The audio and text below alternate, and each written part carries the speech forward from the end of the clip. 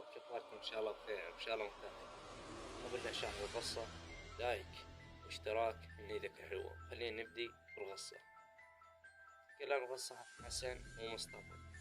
يقول اشتغلنا من مدرسة طابقين، أنا حارس بالطابق الأول ومصطفى حارس بالطابق الثاني.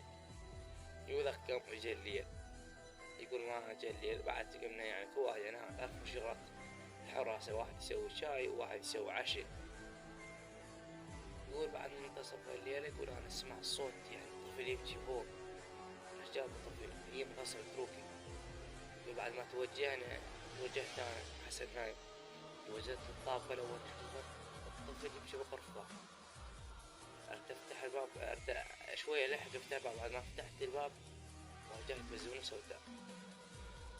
هنا الرعاة الثاني رجعت ورا، رجعت قعدت حسن رجعت حسن لقيت البزونة سوداء مكان منخفض.